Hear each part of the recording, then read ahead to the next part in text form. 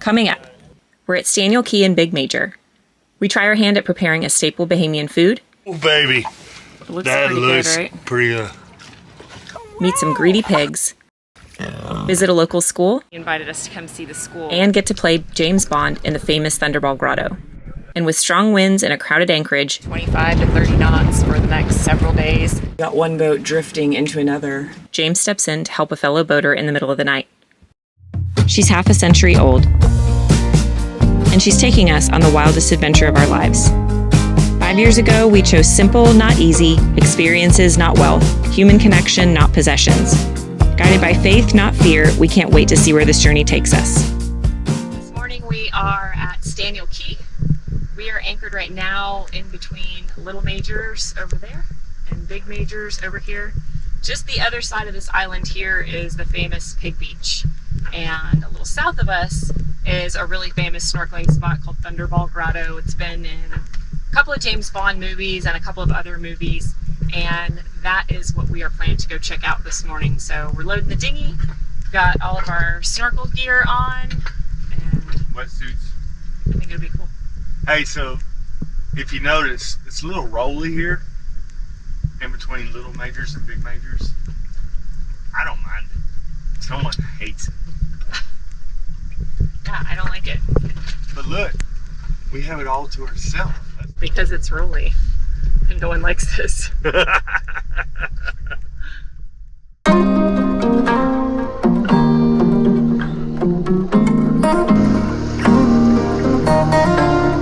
grotto is just on the other side of that rock, so we're gonna go around this way.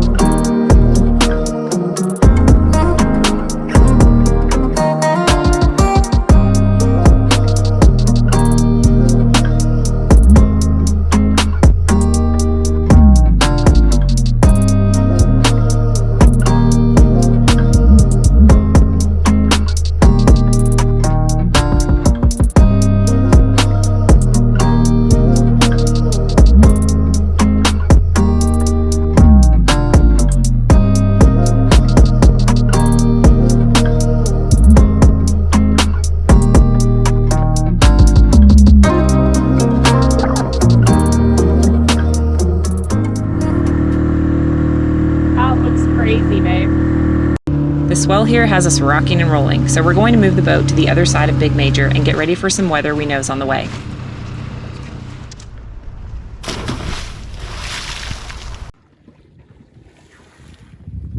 James is swimming the anchor to make sure our set looks good. Look at her, she's so And then worried. we're heading to the beach to visit the pigs before the wind picks up. This is too much. It's really good at swimming. It really is. Oh my gosh. Hi, dude. Hi. Oh my gosh, it's so big. Look at his little feet. Oh my god. This is a bit of an Instagram versus reality experience. Oh my gosh, I'm afraid he's gonna step on my feet. The pigs are giant. There's poop everywhere. They fight each other loudly with no regard for your personal bubble. Hey, get out of here. Get away from the dinghy, weirdo. But still, it's not to be They're missed. smarter than a dog, so like you're aggravated by them, just push them off you. Hey, Calm down. they're so much bigger than I thought. She needs some, babe, she's nursing piglets, I think. I'm afraid they're going to start fighting right around that. I'm about to step in the duty. Oh. They're super gentle. I mean, I like that they don't like try to root around. They just open their mouths, but they're pretty greedy, especially this giant one. Yeah. I'm ready to... He doesn't even chew it. There's 4 pieces of potato on the back of his tongue, and he just keeps opening his mouth. Because he's... Here. I don't have it anymore. I'm all out. Hey, you had enough. Go But on. he's like, look. Go on. Golly, he's so big.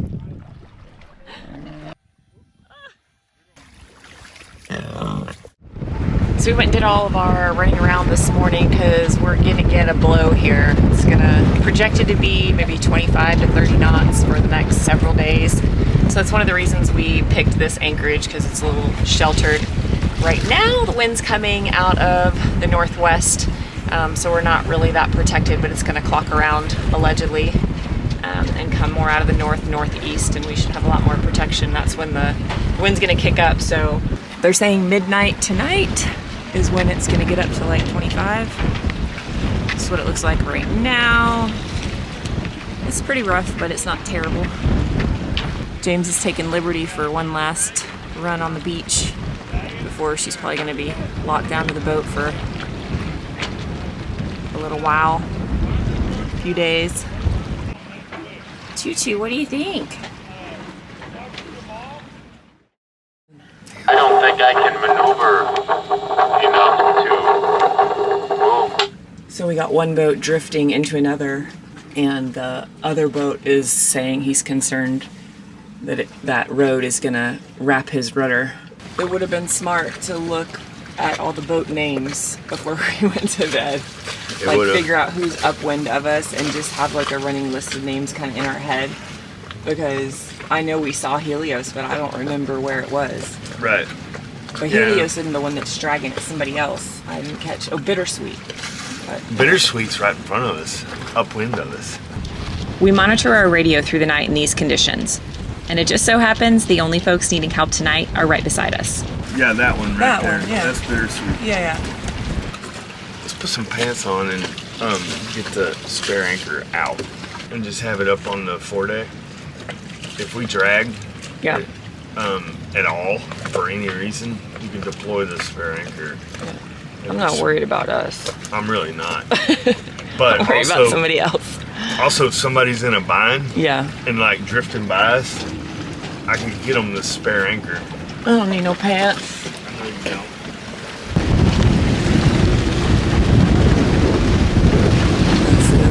That is Helios, and that is Bittersweet. When anchoring, your rode is made up of all rope, all chain, or a combination of the two.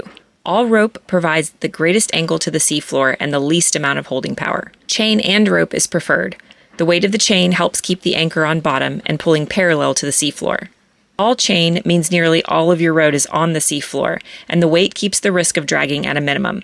Add to that a kellet or weight, and you've got extra insurance that your rode will stay close to the bottom and your anchor will stay put.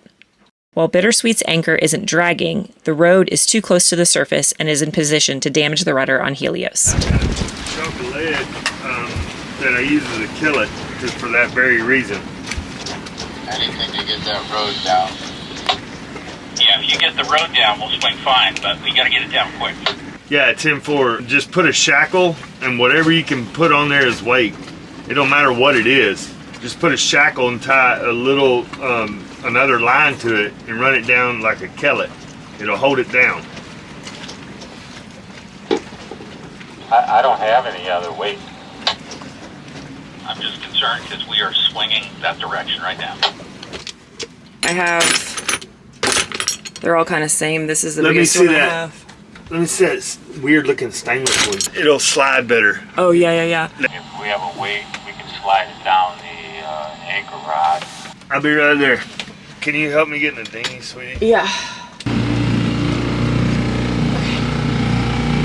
All right. Be careful. I love you. Yes, ma'am. I love you.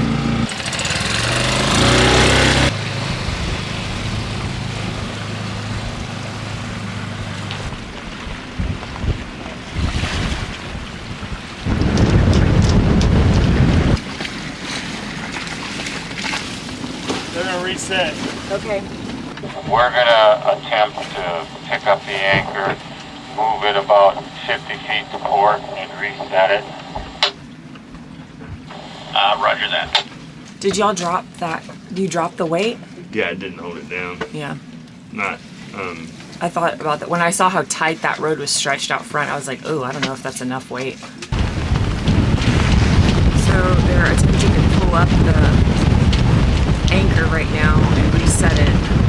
Yeah, their anchor must be right underneath them. That's spooky. I got it up. am I looking at the bow of their boat now? Yes, you are. This is bad. Yeah, and there is a boat behind you. See that anchor light behind him? Yeah. There's a big kind of trawler boat, power boat behind him. He is hauling booty too.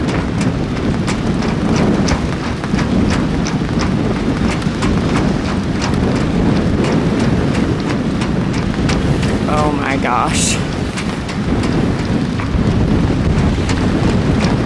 Better start thinking about how to run that boat forward. I was thinking the same thing. All right, I think they got it. This looks good. Thankfully, Bittersweet was able to get their anchor reset, and morning found everyone safe and sound. The wind hasn't let up much, but it's not keeping the kiteboarders from having fun, and it's definitely not keeping James from fishing. What you got? Oh, I'm waxed. I didn't use that. I did see stuff to shoot, but something got my attention. And I collected some big conch. Oh my gosh, the things are really big. There was hundreds and hundreds of them. Whoa. So I was able to like spend my time and like pick out the biggest ones, you know? This will be our first time cleaning conch ourselves. So these guys are going to hang out in a bucket for a bit until we school ourselves on YouTube. He's peeking his eyes out. It's so weird. That one's eyes are really big. This is hard enough as it is. Oh my gosh, that one's so big.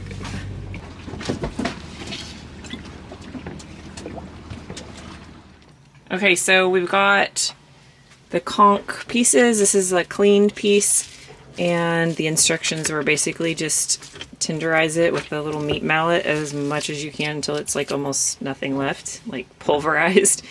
So that's what we did. I've cut it into little pieces. And we're gonna try just an old classic fish fry with some Tonys. We got the oil heating up. All right, here is the fried. Oh baby, It looks that pretty looks good, right? pretty good. Mmm. It's good? Oh my gosh.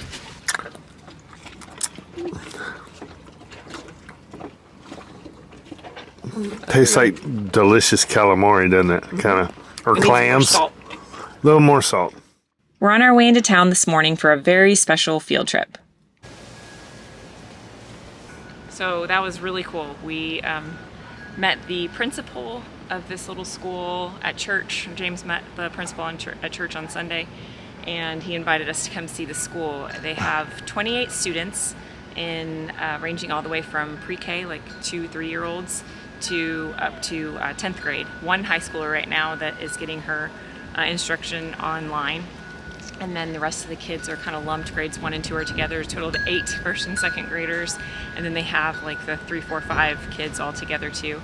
But we got to see the classrooms and just kind of see how the school is set up. They are not a Christian school per se, but they have Bible education and religious studies integrated into the curriculum, which is kind of neat. And they are very much in need of any of the consumable parts of school supplies. So like pencils, erasers, notebooks, paper, all of the stuff that gets used up. And we're going to try and figure out a way to get some of those supplies to them. But we left a few little toys and some sort of just classroom supplies for teachers there that we had on the boat that I'm not using. So we're able to do that. But what a neat experience to be able to see just a totally different setup to what we're used to seeing in the United States. It's really neat. It's a beautiful school, and the way it's built in the octagon shape, And it has the, I It's like got like it. a courtyard in the middle, and then the classrooms are based all the way around the outside. They have kind of a common meeting area in the middle. And yeah, he said it took 10 years to build this school. So he just came a little over a year ago to be the principal here. And yeah, it's really neat. Kids were very, very excited to see random faces in the school. Yeah. As they we also are. came at nap time and stuff too. Yeah, we got to wake up the babies. Sorry. So from the school, they have a little basketball court down there, right behind. That's right behind the yacht club, actually. And this is the end of the street that the school is on. I just can't even imagine growing up here. It's just wild to think about. And we couldn't spend time in Staniel Key without a visit to the famous Staniel Key Yacht Club.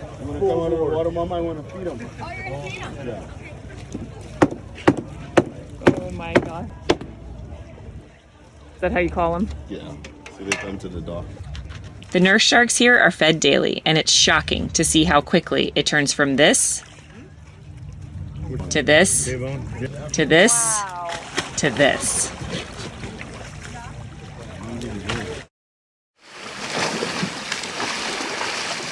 After a week at Staniel Key, we're on the move again.